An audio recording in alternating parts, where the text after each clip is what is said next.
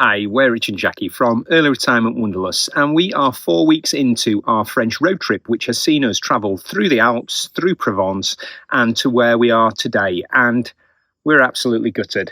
We had a bit of a nightmare yesterday. We were sightseeing. We'd been into Avignon in the morning and we parked up at a supermarket car park, a very busy supermarket car park in Nimes, popped in for 15 minutes.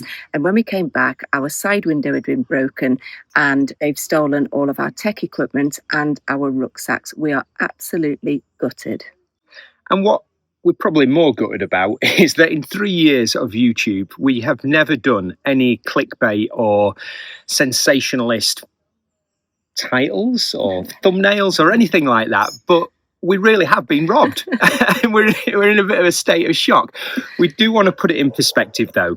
We are entirely sort of positive people, and it's stretching it a little bit to pull the positives out of this, but we want to do that because this is a positive channel. Yeah, in 3 years, we've never had any massive issues. We've never been broken into before in 8 years of campervan travel. It was literally just a smash and grab. You can see that. They didn't take our really expensive DSLR camera that was next to the 2 rucksacks that they stole. They just went for a kit bag that had all Richard's drone, and most annoyingly, there was a little kit bag that had our microphones in, so hopefully you can hear this okay.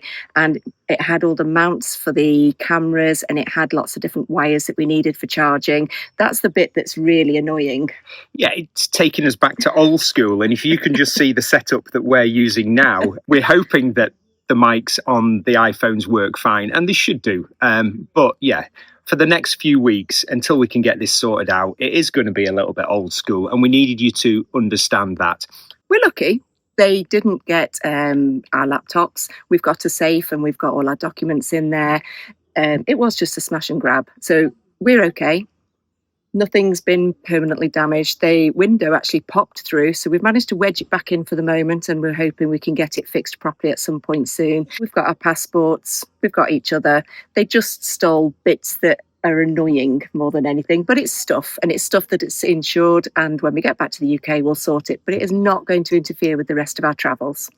Just to give you a little bit of an insight into yesterday, once we got back to the van and we had like this bizarre situation of just opening the van and then Jackie realised that there was no window in the van, which it's like your brain doesn't like compute or anything. We were in this massive car park that had CCTV and the security officer came over, did his best to direct us to the police station and sort of shrugged his shoulders a little bit.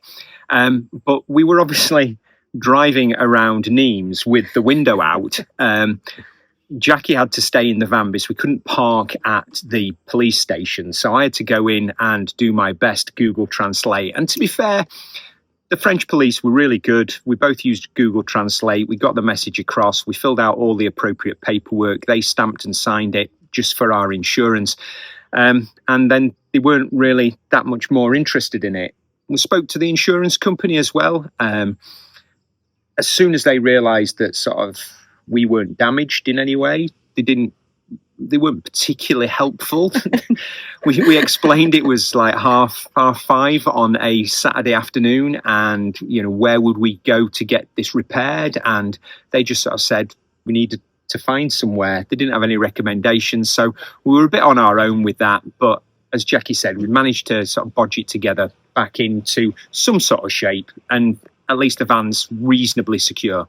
So plans from now, we were always going to go to the coast anyway, but we're going to do it a couple of days early. We're not massive city people. We were going for all of the history. We did feel some of the cities had a bit of a dodgy edge to them.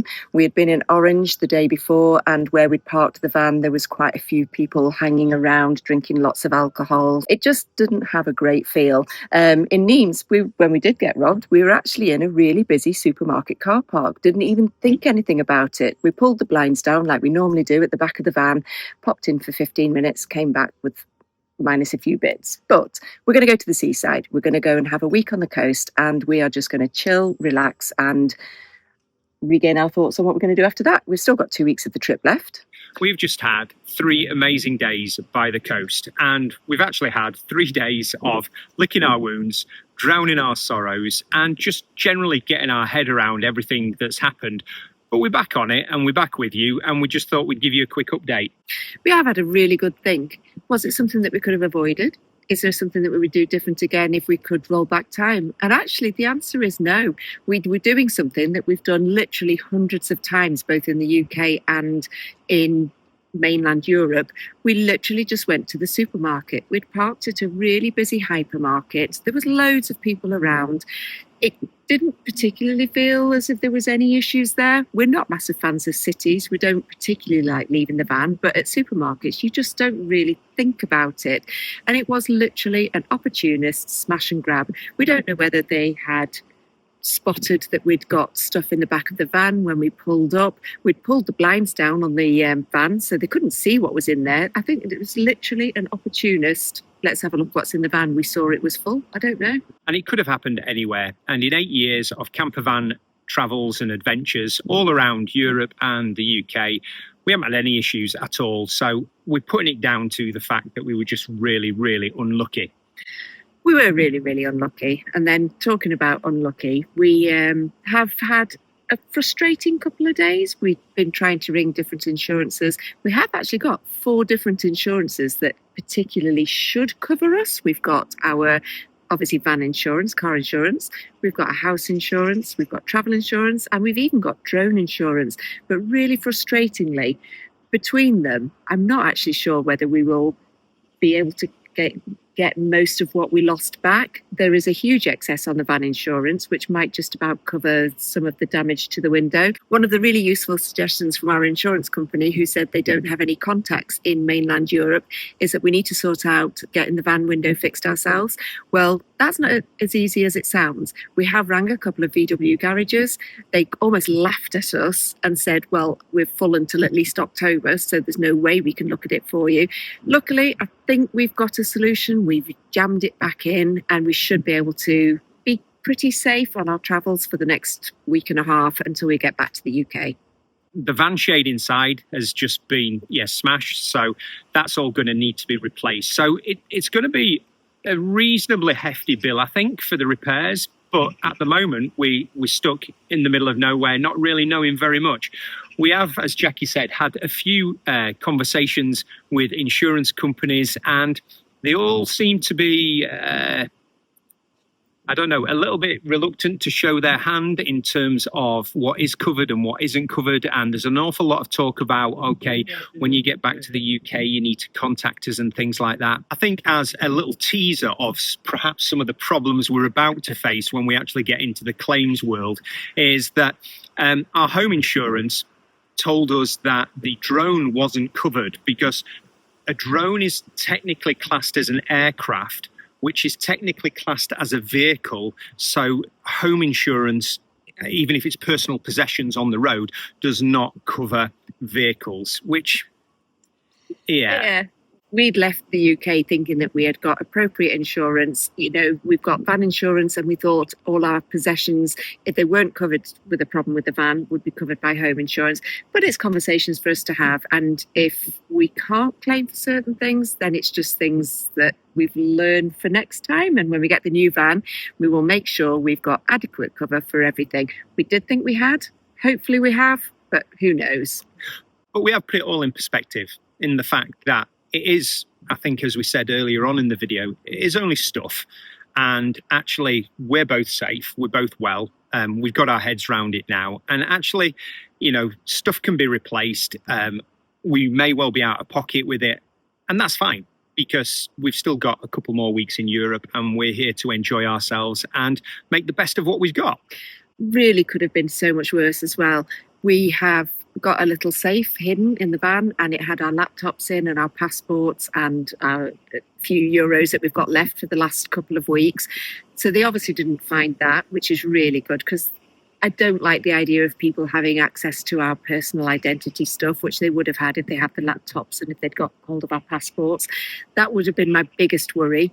Everything else is just, it's replaceable. It's annoying. It will probably cost us quite a few £100s, but like Richard said, we are safe. It's just annoying. And we absolutely are not putting this video out to scaremonger or do anything like that. It's just a matter of sharing our experience of what's happened. And we wouldn't want this to put anyone off from adventuring in Europe or UK.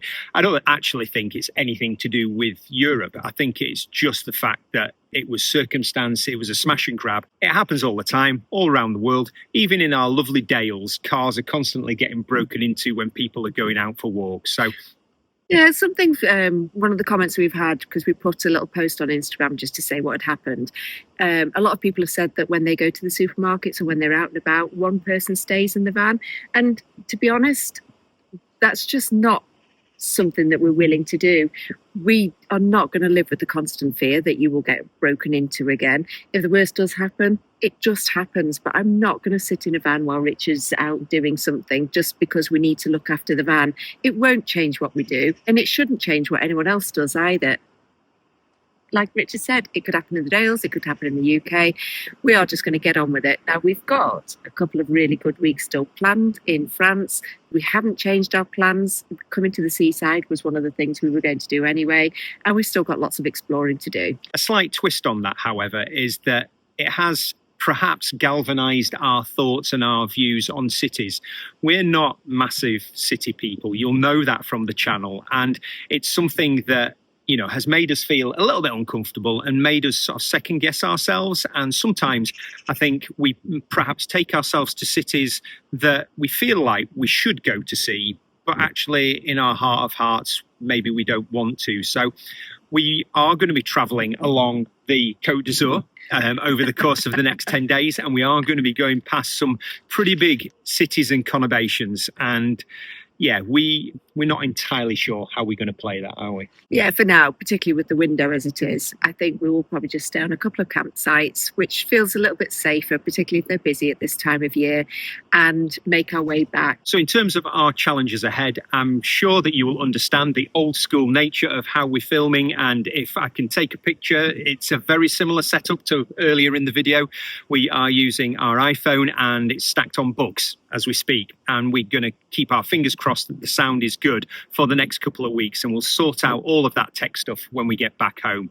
We have got loads of videos in the pipeline that we filmed before this. So on Sunday, we have got a really, really good video that we're really proud of, involving a drive up not just one drive up the Col de Galibier, but two drives up the Col de Galibier, and then some fantastic time at the gorgeous du Verdon. So that's it for this little catch up. We'll catch you at the weekend and normal service resumes. But thanks ever so much for all your support. See you later. Bye-bye. Bye.